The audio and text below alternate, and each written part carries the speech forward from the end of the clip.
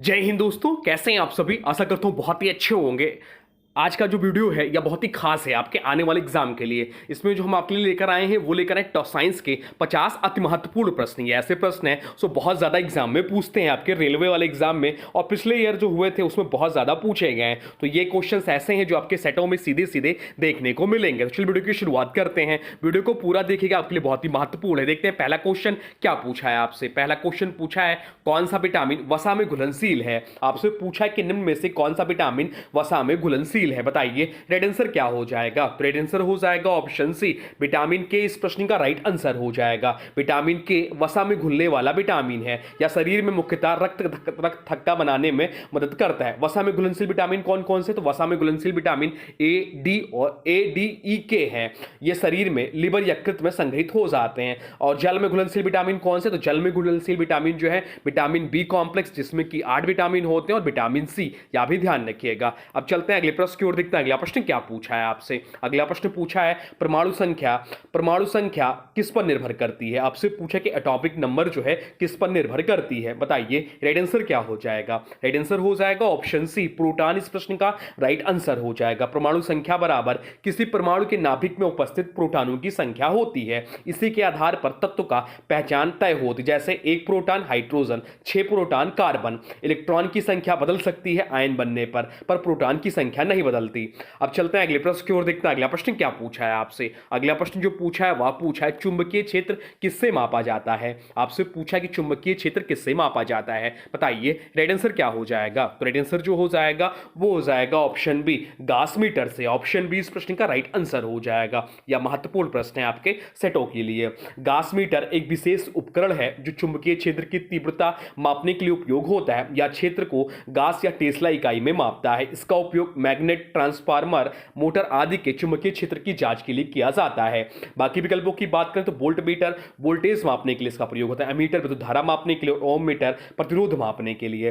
अब चलते हैं अगले प्रश्न की ओर। देखते हैं अगला प्रश्न क्या पूछा है आपसे। अगला प्रश्न पूछा है कौन सी रक्तवाहिका ऑक्सीजन रहित रक्त ले जाती है। आपसे पूछे कौन सी रक्तवाहिका ऑक्सीजन रहित रक्त ले जाती है, बताइए रेड आंसर क्या हो जाएगा। रेड आंसर हो जाएगा ऑप्शन सी, पल्मोनरी धमनी। इस प्रश्न का राइट आंसर हो जाएगा। ऑप्शन सी इस प्रश्न का राइट आंसर हो जाएगा। या हृदय से फेफड़ों तक CO2 यानी कि कार्बन डाइऑक्साइड युक्त रक्त ले जाती है। पल्मोनरी सिरा में O2 यानी कि ऑक्सीजन रहित युक्त रक्त पाया जाता है, यह भी ध्यान रखिएगा। अब चलते हैं अगले प्रश्न की ओर। देखते हैं अगला प्रश्न क्या पूछा है आपसे। अगला प्रश्न पूछा किस हार्मोन को स्लीप हार्मोन कहा जाता है। आपसे पूछा किस हार्मोन को स्लीप हार्मोन कहा जाता है, बताइए रेड आंसर क्या हो जाएगा। रेड आंसर हो जाएगा ऑप्शन बी, मेलाटोनिन को। ऑप्शन बी इस प्रश्न का राइट आंसर हो जाएगा। मेलाटोनिन नींद जागृत चक्र नियंत्रित करता है या पेनियल ग्लैंड में बनता है। अब चलते हैं अगले प्रश्न की ओर। देखते हैं अगला प्रश्न क्या पूछा है आपसे। अगला प्रश्न पूछा है किस लेंस से मायोपिया यानी कि निकट दृष्टि दोष ठीक होता है। आपसे पूछा किस लेंस से मायोपिया यानी कि निकट दृष्टि दोष ठीक होता है, बताइए रेड आंसर क्या हो जाएगा। तो रेड आंसर जो हो जाएगा वो हो जाएगा ऑप्शन बी। ऑप्शन बी इस प्रश्न का राइट आंसर हो जाएगा। अवतल लेंस इस प्रश्न का राइट आंसर हो जाएगा। अगर यहीं पर दूरदृष्टि दोष पूछा होता तो दूरदृष्टि दोष के निवारण के लिए उत्तल लेंस का प्रयोग किया जाता है। अब चलते हैं अगले प्रश्न की ओर। देखते हैं अगला प्रश्न क्या पूछा है आपसे। अगला प्रश्न पूछा है कौन सा खनिज आयरन का प्रमुख अयस्क है। आपसे पूछा कि कौन सा खनिज आयरन का प्रमुख अयस्क है, बताइए राइट आंसर क्या हो जाएगा। राइट आंसर हो जाएगा ऑप्शन बी, मैग्नेटाइट। इस प्रश्न का राइट आंसर हो जाएगा। मैग्नेटाइट जिसका रासायनिक सूत्र होता है Fe3O4 प्रमुख लोह अयस्क है। हेमेटाइट की बात करें तो हेमेटाइट का रासायनिक सूत्र होता है Fe2O3 यह भी महत्वपूर्ण अयस्क है। अब चलते हैं अगले प्रश्न की ओर। देखते हैं अगला प्रश्न क्या पूछा है आपसे। अगला प्रश्न पूछा प्रकाश की गति का मान क्या है। आपसे पूछा है कि प्रकाश की गति का मान क्या है, बताइए रेड आंसर क्या हो जाएगा। तो रेड आंसर जो हो जाएगा वो हो जाएगा ऑप्शन बी, 3 × 10⁸ मीटर प्रति सेकंड जो है प्रकाश की गति का मान है। निर्वात में प्रकाश की गति अधिकतम और स्थिर होती है, इसे यूनिवर्सल कांस्टेंट कहा जाता है। अन्य माध्यमों में प्रकाश की गति कम हो जाती है। अब चलते हैं अगले प्रश्न की ओर। देखते हैं अगला प्रश्न क्या पूछा है आपसे। अगला प्रश्न जो पूछा है वह पूछा है कौन सी किरण सबसे अधिक ऊर्जा वाली होती है। आपसे पूछे कौन सी किरणें जो है सबसे अधिक ऊर्जा वाली होती है, बताइए रेड आंसर क्या हो जाएगा। रेड आंसर हो जाएगा ऑप्शन सी, गामा किरणें। इस प्रश्न का राइट आंसर हो जाएगा। गामा गामा किरणों में ऊर्जा सबसे अधिक और तरंग दैर्घ्य सबसे कम होता है। ये नाभिकीय प्रक्रियाओं से उत्पन्न होती हैं। कैंसर उपचार में इसका उपयोग होता है रेडियोथेरेपी के रूप में। अब चलते हैं अगले प्रश्न की ओर, देखते हैं अगला प्रश्न क्या पूछा है आपसे। अगला प्रश्न पूछा है अंधेरे में देखने में कौन से सेल मदद करते हैं। आपसे पूछा कि अंधेरे में देखने में कौन से सेल मदद करते हैं, बताइए राइट आंसर क्या हो जाएगा। तो राइट आंसर जो हो जाएगा वो हो जाएगा ऑप्शन बी, रॉड्स इस प्रश्न का राइट आंसर हो जाएगा। ऑप्शन बी जो है इस प्रश्न का राइट आंसर हो जाएगा। रॉड सेल्स कम रोशनी में देखने में सक्षम बनाते हैं। यह प्रकाश संवेदनशील होते हैं लेकिन रंग नहीं पहचानते। अब चलते हैं अगले प्रश्न की ओर, देखते हैं अगला प्रश्न क्या पूछा है आपसे। अगला प्रश्न जो पूछा है वह पूछा है भारी जल में किसकी मात्रा अधिक होती है। आपसे पूछा कि भारी जल में किसकी मात्रा अधिक होती है, बताइए राइट आंसर क्या हो जाएगा। भारी जल जिसका उपयोग मंदक के रूप में करते हैं, D2O होगा। इसका रासायनिक सूत्र जो होगा D2O होगा।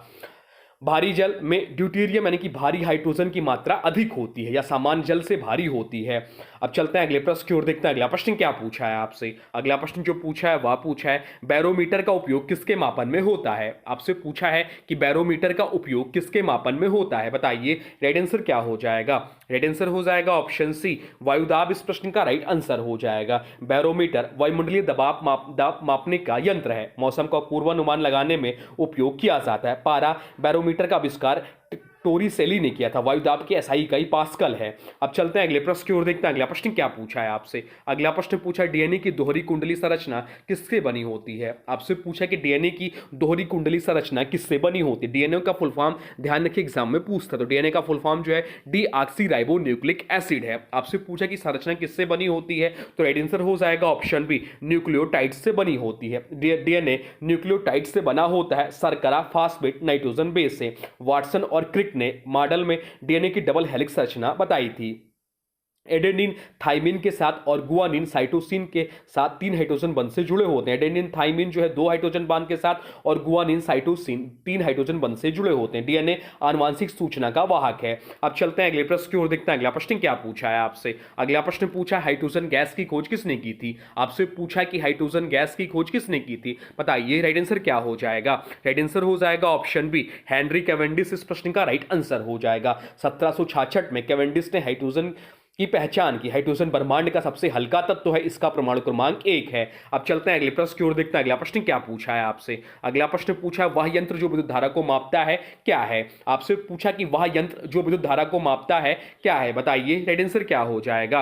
राइट आंसर हो जाएगा ऑप्शन सी, अमीटर इस प्रश्न का राइट आंसर हो जाएगा। अमीटर का उपयोग विद्युत धारा मापने में होता है। इसे सर्किट श्रृंखला में जोड़ा जाता है। वोल्टमीटर को समांतर में जोड़ा जाता है। अब चलते हैं अगले प्रश्न की ओर, देखते हैं अगला प्रश्न क्या पूछा है आपसे। अगला प्रश्न पूछा है वह रक्त का थक्का बनाने में कौन सा विटामिन सहायक होता है। अभी हम लोग नंबर 1 क्वेश्चन में इसको डिस्कस भी किए थे, बताइए राइट आंसर क्या हो जाएगा। राइट आंसर हो जाएगा वह कमेंट बॉक्स में लिख दीजिए। राइट आंसर जो हो जाएगा वो हो जाएगा ऑप्शन सी, विटामिन के इस प्रश्न का राइट आंसर हो जाएगा। विटामिन के रक्त का थक्का बनने में मदद करता है या प्रोथ्रोम्बिन बनाने में सहायक। इसकी कमी से खून बहना रुकता नहीं है। हरे पत्तेदार सब्जियों में विटामिन के अधिक मिलता है। अब चलते हैं अगले प्रश्न की ओर, देखते हैं अगला प्रश्न क्या पूछा है आपसे। अगला प्रश्न पूछा है परमाणु में प्रोटॉन की संख्या क्या दर्शाती है। आपसे पूछा कि प्रोटॉन में परमाणु की संख्या क्या दर्शाती है, बताइए राइट आंसर क्या हो जाएगा। राइट आंसर हो जाएगा ऑप्शन बी, परमाणु संख्या। परमाणु संख्या इस प्रश्न का राइट आंसर हो जाएगा। परमाणु संख्या बराबर प्रोटॉन की संख्या होता है। इससे तत्व की पहचान तय होती है। इलेक्ट्रॉन संख्या सामान्य परमाणु में प्रोटॉन के बराबर होती है। प्रोटॉन प्लस न्यूट्रॉन द्रव्यमान संख्या बताते हैं। द्रव्यमान संख्या बराबर प्रोटॉन प्लस न्यूट्रॉन होता है। वीडियो को पूरा देखिएगा, सेट बहुत ही महत्वपूर्ण है। और आप लोग कमेंट बॉक्स में बताइए कि आपका एग्जाम कब है। अब चलते हैं अगले प्रश्न की ओर, देखते हैं अगला प्रश्न क्या पूछा है आपसे। अगला प्रश्न पूछा है पाचन क्रिया की शुरुआत कहां से होती है। आपसे पूछा है कि पाचन क्रिया की शुरुआत कहां से होती है, बताइए राइट आंसर क्या हो जाएगा। राइट आंसर हो जाएगा ऑप्शन सी, मुख से। इस प्रश्न को बहुत लोग गलत करके आते हैं, तो ध्यान रखिएगा। पाचन की शुरुआत मुख में लार से होती है, सलाइवा से होती है। लार में एमाइलेज एंजाइम कार्बोहाइड्रेट को तोड़ना शुरू करता है। लार में 99% पानी होता है। मुख्य पाचन छोटी आंत में पूरा होता है। बड़ी आंत में जल का अवशोषण होता है, पाचन नहीं होता, यह भी ध्यान रखिएगा। अब चलते हैं अगले प्रश्न की ओर, देखते हैं अगला प्रश्न क्या पूछा है आपसे। अगला प्रश्न पूछा है मनुष्य की सबसे लंबी हड्डी कौन सी होती है। आपसे पूछा है कि मनुष्य की सबसे लंबी हड्डी कौन सी होती है, बताइए रेड आंसर क्या हो जाएगा। रेड आंसर हो जाएगा ऑप्शन बी, फीमर जो है या मनुष्य की सबसे लंबी हड्डी होती है। फीमर जांग की हड्डी है और शरीर की सबसे लंबी व मजबूत हड्डी है, या शरीर के भार को सहन करती है। सबसे छोटी हड्डी कौन सी, तो सबसे छोटी हड्डी जो है स्टेपीज जो कि कान में होती है। अब चलते हैं अगले प्रश्न की ओर, देखते हैं अगला प्रश्न क्या पूछा है आपसे। अगला प्रश्न पूछा है सूर्य की ऊर्जा का सूत्र क्या है। आपसे पूछा है कि सूर्य की ऊर्जा का सूत्र क्या है, बताइए रेड आंसर क्या हो जाएगा। रेड आंसर हो जाएगा ऑप्शन सी, नाभिकीय संलयन इस प्रश्न का राइट आंसर हो जाएगा। सूर्य में हाइड्रोजन नाभिक मिलकर हीलियम बनाते हैं, इस प्रक्रिया में भारी मात्रा में ऊर्जा उत्पन्न होती है। सूर्य का मुख्य संगठन है 75% हाइड्रोजन 25% हीलियम। अब चलते हैं अगले प्रश्न की ओर, देखते हैं अगला प्रश्न क्या पूछा है आपसे। अगला प्रश्न पूछा विद्युत प्रतिरोध की एसआई इकाई क्या है। आपसे पूछा है कि विद्युत प्रतिरोध की एसआई इकाई क्या है, बताइए रेड आंसर क्या हो जाएगा। रेड आंसर हो जाएगा ऑप्शन सी, ओम इस प्रश्न का राइट आंसर हो जाएगा। प्रतिरोध धारा प्रवाह का विरोध करता है, इसकी एसआई इकाई ओम है। ओम का नियम जो होता है बी बराबर आई आर होता है। अब चलते हैं अगले प्रश्न की ओर, देखते हैं अगला प्रश्न क्या पूछा है आपसे। अगला प्रश्न पूछा है किसी ध्वनि की तीव्रता को मापने की इकाई क्या है। आपसे पूछा है कि किसी ध्वनि की तीव्रता को मापने की इकाई क्या है, बताइए रेड आंसर क्या हो जाएगा। रेड आंसर हो जाएगा ऑप्शन बी, डेसिबल इस प्रश्न का राइट आंसर हो जाएगा। ध्वनि की तीव्रता मापने की इकाई डेसिबल होता है। डेसिबल होता है अधिक डेसिबल अधिक तेज ध्वनि। 80 डेसिबल से अधिक की आवाज लंबे समय तक हानिकारक होती है। हर्ट्ज ध्वनि की आवृत्ति की इकाई है। न्यूटन बल का इकाई है और जूल जो है यह आप लोग कमेंट बॉक्स में बता दीजिए। अब चलते हैं अगले प्रश्न की ओर, देखते हैं अगला प्रश्न क्या पूछा है आपसे। अगला प्रश्न पूछा है डीएनए का दोहरा कुंडल किस प्रकार के बंध से जुड़ा होता है। आपसे पूछा कि डीएनए का दोहरा कुंडल किस प्रकार के बंध से जुड़ा होता है, बताइए राइट आंसर क्या हो जाएगा, बता दीजिए। राइट आंसर कमेंट बॉक्स में लिख दीजिए। राइट आंसर हो जाएगा ऑप्शन बी, हाइड्रोजन बॉन्ड इस प्रश्न का राइट आंसर हो जाएगा। डीएनए के दो स्टैंडर्ड नाइट्रोजन बेस के बीच हाइड्रोजन बंध से जुड़े होते हैं, या डबल हेलिक्स संरचना को स्थिर और लचीला बनाता है। एडेनिन थाइमिन के बीच 2 हाइड्रोजन बंध और गुआनिन साइटोसिन के बीच 3 हाइड्रोजन बंध होते हैं। अब चलते हैं अगले प्रश्न की ओर, देखते हैं अगला प्रश्न क्या पूछा है आपसे। अगला प्रश्न पूछा हेपेटाइटिस मुख्य रूप से किस अंग को प्रभावित करता है। आपसे पूछा कि हेपेटाइटिस मुख्य रूप से किस अंग को प्रभावित करता है, बताइए राइट आंसर क्या हो जाएगा। राइट आंसर जो हो जाएगा वो हो जाएगा ऑप्शन सी, यकृत इस प्रश्न का राइट आंसर हो जाएगा। हेपेटाइटिस वायरस की वजह से लीवर में सूजन आ जाती, इससे पाचन, डिऑक्सीफिकेशन और पित्त निर्माण प्रभावित होता है। हेपेटाइटिस ए दूषित पानी से फैलता है। हेपेटाइटिस बी और सी सबसे अधिक खतरनाक प्रकार है। अब चलते हैं अगले प्रश्न की ओर, देखते हैं अगला प्रश्न क्या पूछा है आपसे। अगला प्रश्न पूछा है जड़ से पत्तियों तक जल किसके द्वारा पहुंचता है। आपसे पूछा है कि जड़ से पत्तियों तक जल किसके द्वारा पहुंचता है, बताइए राइट आंसर क्या हो जाएगा। तो राइट आंसर जो हो जाएगा वो हो जाएगा ऑप्शन बी, जाइलम। जाइलम इस प्रश्न का राइट आंसर हो जाएगा। जाइलम इस प्रश्न का राइट आंसर हो जाएगा। अब चलते हैं अगले प्रश्न की ओर, देखते हैं अगला प्रश्न क्या पूछा है आपसे। अगला प्रश्न पूछा है मानव शरीर में आरबीसी का निर्माण कहां होता है। आपसे पूछा कि मानव शरीर में आरबीसी का निर्माण कहां होता है, बताइए राइट आंसर क्या हो जाएगा। राइट आंसर हो जाएगा ऑप्शन बी, अस्थि मज्जा में। आरबीसी का निर्माण रेड बोन मैरो में होता है। परिपक्व आरबीसी में नाभिक नहीं होता। आरबीसी का जीवन काल कितना होता है, तो आरबीसी का जीवन काल 120 दिन होता है। अब चलते हैं अगले प्रश्न की ओर, देखते हैं अगला प्रश्न क्या पूछा है आपसे। अगला प्रश्न पूछा है किस प्रक्रिया द्वारा पौधे रात में भी श्वसन करते हैं। आपसे पूछा है कि किस प्रक्रिया द्वारा पौधे रात में भी श्वसन करते हैं, बताइए राइट आंसर क्या हो जाएगा। राइट आंसर हो जाएगा ऑप्शन डी, कोशिकीय श्वसन इस प्रश्न का राइट आंसर हो जाएगा। पौधे 24 घंटे सेलुलर रेस्पिरेशन करते हैं, इसमें एटीपी बनती है। रात में केवल एक्सचेंज बदलता है, CO2 बाहर O2 अंदर। अब चलते हैं अगले प्रश्न की ओर, देखते हैं अगला प्रश्न क्या पूछा है आपसे। अगला प्रश्न पूछा है ध्वनि की चाल सब किस माध्यम में सबसे अधिक होती है। आपसे पूछा है कि ध्वनि की चाल जो है किस माध्यम में सबसे अधिक होती है, बताइए राइट आंसर क्या हो जाएगा। राइट आंसर जो हो जाएगा वो हो जाएगा ऑप्शन सी, ठोस इस प्रश्न का राइट आंसर हो जाएगा। ठोस में कणों की दूरी कम होने से ध्वनि की चाल अधिक होती है, ध्वनि निर्वात में नहीं चलती। अब चलते हैं अगले प्रश्न की ओर, देखते हैं अगला प्रश्न क्या पूछा है आपसे। अगला प्रश्न पूछा है डीएनए में डबल हेलिक्स की खोज किसने की थी। आपसे पूछा कि डीएनए के डबल हेलिक्स संरचना की खोज किसने की थी, बताइए राइट आंसर क्या हो जाएगा। राइट आंसर हो जाएगा ऑप्शन ए, वाटसन और क्रिक ने।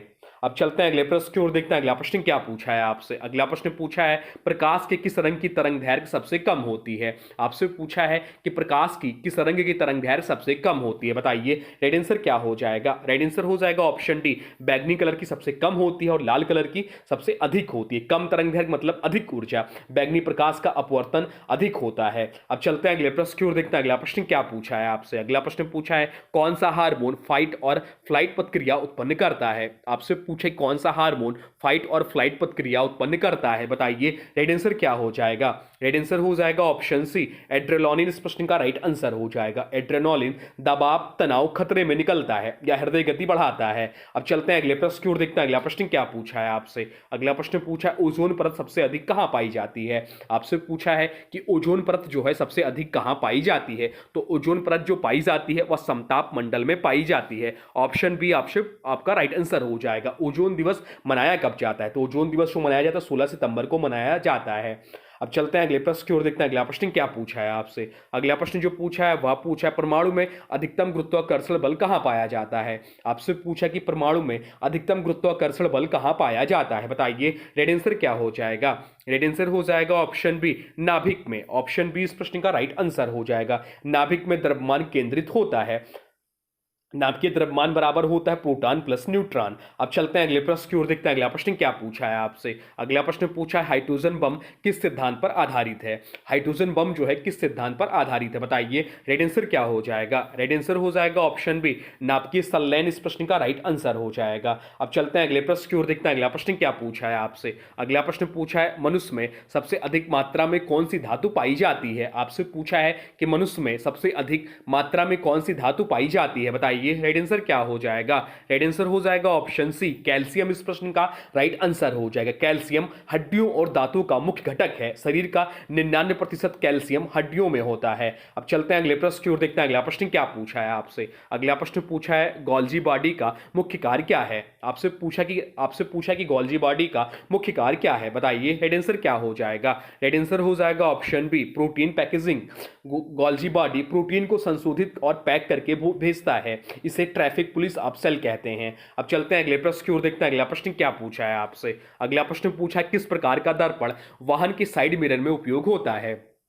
आपसे पूछा है किस प्रकार का दर्पण वाहन के साइड मिरर में उपयोग होता है, बताइए रेड आंसर क्या हो जाएगा। रेड आंसर हो जाएगा ऑप्शन बी, उत्तल दर्पण का प्रयोग होता है। उत्तल दर्पण बड़ा दृश्य क्षेत्र देता है, इसमें छोटा सीधा प्रतिबिंब बनता है। अब चलते हैं अगले प्रश्न की ओर, देखते हैं अगला प्रश्न क्या पूछा है आपसे। अगला प्रश्न पूछा है जो कोशिका मस्तिष्क तक संकेत ले जाती है उसे क्या कहते हैं। आपसे पूछा है कि जो कोशिका मस्तिष्क तक संकेत ले जाती हैं उसे क्या कहते हैं, बताइए रेड आंसर क्या हो जाएगा। रेड आंसर हो जाएगा ऑप्शन सी, न्यूरॉन। इस प्रश्न का राइट आंसर हो जाएगा। न्यूरॉन विद्युत संकेत पूरे शरीर में भेजते हैं। मनुष्य शरीर में लगभग 86 अरब न्यूरॉन होते हैं। अब चलते हैं अगले प्रश्न की ओर, देखते हैं अगला प्रश्न क्या पूछा है आपसे। अगला प्रश्न पूछा है मानव हृदय में कितने चैम्बर होते हैं। आपसे पूछा है कि मानव हृदय में कुल कितने चैम्बर होते हैं, बताइए रेड आंसर क्या हो जाएगा। रेड आंसर हो जाएगा ऑप्शन सी, 4 चैम्बर होते हैं, 2 अलिंद्र 2 निलय। अब चलते हैं अगले प्रश्न की ओर, देखते हैं अगला प्रश्न क्या पूछा है आपसे। अगला प्रश्न पूछा है प्लाज्मा अवस्था किसके बीच की अवस्था है। आपसे पूछा है कि प्लाज्मा अवस्था जो है किसके बीच की अवस्था है, बताइए रेड आंसर क्या हो जाएगा। रेड आंसर हो जाएगा ऑप्शन सी, गैस और आयनित गैस के बीच की। गैस के आयनित होने पर प्लाज्मा बनता है, इसमें इलेक्ट्रॉन और आयन अलग हो जाते हैं। सूर्य, बिजली, ट्यूबलाइट में प्लाज्मा पाया जाता है, इसे पदार्थ की चौथी अवस्था कहते हैं। अब चलते हैं अगले प्रश्न की ओर, देखते हैं अगला प्रश्न क्या पूछा है आपसे। अगला प्रश्न पूछा है प्रकाश का वेग किस माध्यम में सबसे अधिक होता है। आपसे पूछा कि प्रकाश का वेग किस माध्यम में सबसे अधिक होता है, बताइए रेड आंसर क्या हो जाएगा। रेड आंसर हो जाएगा ऑप्शन सी, निर्वात। इस प्रश्न का राइट आंसर हो जाएगा। अधिकतम वेग 3 × 10⁸ मीटर पर सेकंड निर्वात में होता है। अन्य माध्यम में प्रवेश करते ही वेग कम हो जाता है। अब चलते हैं अगले प्रश्न की ओर, देखते हैं अगला प्रश्न क्या पूछा है आपसे। अगला प्रश्न जो पूछा है वह पूछा है रक्त में ऑक्सीजन का परिवहन कौन करता है। आपसे पूछा है कि रक्त में ऑक्सीजन का परिवहन कौन करता है, बताइए रेड आंसर क्या हो जाएगा। रेड आंसर हो जाएगा ऑप्शन सी, हीमोग्लोबिन। इस प्रश्न का राइट आंसर हो जाएगा। हीमोग्लोबिन हीमोग्लोबिन ऑक्सीजन को बांधकर शरीर तक पहुंचाता है या आरबीसी में पाया जाता है, इसमें लो होता है। अब चलते हैं अगले प्रश्न की ओर, देखते हैं अगला प्रश्न क्या पूछा है आपसे। अगला प्रश्न पूछा है रासायनिक अपक्रिया में उत्प्रेरक क्या करता है। आपसे पूछा है कि रासायनिक प्रतिक्रिया में उत्प्रेरक क्या करता है, बताइए हेड आंसर क्या हो जाएगा। हेड आंसर हो जाएगा ऑप्शन सी, प्रतिक्रिया की गति बढ़ाता है। उत्प्रेरक सक्रिय ऊर्जा कम करके प्रतिक्रिया की गति बढ़ाता है। उत्प्रेरक अंत में अपरिवर्तित रहता है। जैविक उत्प्रेरक जो होते हैं एंजाइम होते हैं। अब चलते हैं अगले प्रश्न की ओर, देखते हैं अगला प्रश्न क्या पूछा है आपसे। अगला प्रश्न पूछा पीरियोडिक टेबल का निर्माण किसने किया था। आपसे पूछा कि पीरियोडिक टेबल का निर्माण किसने किया था, बताइए हेड आंसर क्या हो जाएगा। हेड आंसर हो जाएगा ऑप्शन सी, मेंडलीव इस प्रश्न का राइट आंसर हो जाएगा। 1869 में आवर्त सारणी प्रस्तुत किया गया। तत्वों को परमाणु द्रव्यमान के आधार पर रखा। आधुनिक सारणी परमाणु संख्या पर आधारित है। मेंडलीव ने भविष्य के तत्वों की भविष्यवाणी की थी। अब चलते हैं अगले प्रश्न की ओर, देखते हैं अगला प्रश्न क्या पूछा है आपसे। अगला प्रश्न पूछा है हमारे शरीर में हड्डियों की कुल संख्या कितनी होती है। आपसे पूछा कि हमारे शरीर में हड्डियों की कुल संख्या कितनी होती है, बताइए रेड आंसर क्या हो जाएगा। रेड आंसर हो जाएगा ऑप्शन बी, 206। वयस्क मानव शरीर में कुल 206 हड्डियां पाई जाती हैं। जन्म के समय हड्डियां लगभग 270 होती हैं, लेकिन बढ़ते बढ़ते कई हड्डियां आपस में जुड़ जाती हैं। हड्डियां हमारे शरीर को आकार, सहारा और सुरक्षा प्रदान करती हैं। अब चलते हैं अगले प्रश्न की ओर, देखते हैं अगला प्रश्न क्या पूछा है आपसे। अगला प्रश्न पूछा है कौन सा तत्व विद्युत का सबसे अच्छा सुचालक होता है। आपसे पूछे कौन सा तत्व विद्युत का सबसे अच्छा सुचालक होता है, बताइए रेड आंसर क्या हो जाएगा। रेड आंसर हो जाएगा ऑप्शन डी, चांदी इस प्रश्न का राइट आंसर हो जाएगा। चांदी की विद्युत चालकता सभी धातुओं में सबसे अधिक होती है या इलेक्ट्रॉनों को तेजी से प्रभावित करता है। तांबा दूसरा सबसे अच्छा सुचालक है और सबसे अधिक प्रयोग होता है। अब चलते हैं अगले प्रश्न की ओर, देखते हैं अगला प्रश्न क्या पूछा है आपसे। अगला प्रश्न पूछा है मनुष्य की आंख की रेटिना पर कौन से सेल्स होते हैं। आपसे पूछा कि मनुष्य की आंख की रेटिना पर कौन से सेल्स होते हैं, बताइए रेड आंसर क्या हो जाएगा। रेड आंसर हो जाएगा ऑप्शन ए, रॉड्स और कोन्स इस प्रश्न का राइट आंसर हो जाएगा। रॉड्स कम प्रकाश में देखने में मदद करते हैं, कोन्स रंग पहचानने में सहायक होते हैं। अब चलते हैं अगले प्रश्न की ओर, देखते हैं अगला प्रश्न क्या पूछा है आपसे। अगला प्रश्न पूछा है थायराइड ग्रंथि किस हार्मोन का स्त्राव करती है। आपसे पूछा कि थायराइड ग्रंथि जो है किस हार्मोन का स्त्राव करती है, बताइए रेड आंसर क्या हो जाएगा। रेड आंसर हो जाएगा ऑप्शन बी, थायरॉक्सिन इस प्रश्न का राइट आंसर हो जाएगा। थायरॉक्सिन शरीर का मेटाबॉलिज्म नियंत्रित करता है, इसके लिए आयोडीन आवश्यक है। आयोडीन की कमी से गॉइटर यानी कि गलकंड होता है। थायराइड गर्दन में स्थित होता है। अब चलते हैं अगले प्रश्न की ओर, देखते हैं अगला प्रश्न क्या पूछा है आपसे। अगला प्रश्न पूछा है कौन सा रक्त समूह सार्वत्रिक दाता होता है। आपसे पूछा है कौन सा समूह सार्वत्रिक यूनिवर्सल डोनर होता है, बताइए रेड आंसर क्या हो जाएगा। रेड आंसर हो जाएगा ऑप्शन बी, ओ नेगेटिव इस प्रश्न का राइट आंसर हो जाएगा। यूनिवर्सल डोनर जो होता है यानी कि सर्वदाता वह होता है ओ निगेटिव, और यूनिवर्सल रिसिपिएंट जो होते हैं यानी कि सर्वग्राही वह ए बी पॉजिटिव होता है। अब चलते हैं अगले प्रश्न की ओर, देखते हैं अगला प्रश्न क्या पूछा है आपसे। अगला प्रश्न पूछा है सूर्य की ऊर्जा का सूत्र क्या है। आपसे पूछा कि सूर्य की ऊर्जा का सूत्र क्या है। सूर्य की ऊर्जा का सूत्र अभी हम लोग ऊपर भी पढ़े हैं, तो इसका राइट आंसर हो जाएगा ऑप्शन बी, नाभिकीय संलयन इस प्रश्न का राइट आंसर हो जाएगा। सूर्य में नाभिकीय संलयन की प्रक्रिया होती है, इसमें हाइड्रोजन के नाभिक आपस में जुड़कर हीलियम बनाते हैं। इस प्रक्रिया में अत्यधिक मात्रा में ऊर्जा निकलती है। तो ये रहे आपके टॉप 50 साइंस क्वेश्चन जो मोस्ट रिपीटेड हैं, आपको इनको रट लेना चाहिए। यहाँ से आपको 1 2 3 क्वेश्चन देखने को जरूर मिलेंगे आपके सेटों में। आपका जब पेपर होगा उसके बाद आप लोग इस वीडियो के लिए कमेंट बॉक्स जरूर बताइए कि आपको इसमें से क्वेश्चंस मिले कि नहीं। ये गारंटी है आपको यहाँ से 3 क्वेश्चन देखने को मिलेंगे। अब आज के वीडियो से प्रश्न है, इसका राइट आंसर आप लोग को कमेंट बॉक्स में बताना है। आज के वीडियो से प्रश्न है रक्त का थक्का बनने में कौन सा विटामिन सहायक होता है। आपसे पूछा है कि रक्त का थक्का बनने में कौन सा विटामिन सहायक होता है। इसके बारे में जो भी कुछ जानते हैं कमेंट बॉक्स में लिख दीजिए। और हाँ देखिए, अभी तक आपने वीडियो को लाइक नहीं किया है तो प्लीज वीडियो को लाइक कर दीजिए और चैनल पर नए चैनल को सब्सक्राइब भी कर लीजिए। तो चलिए मिलते हैं एक नए वीडियो में, तब तक के लिए thanks for watching railway exam target channel को। जय हिंद।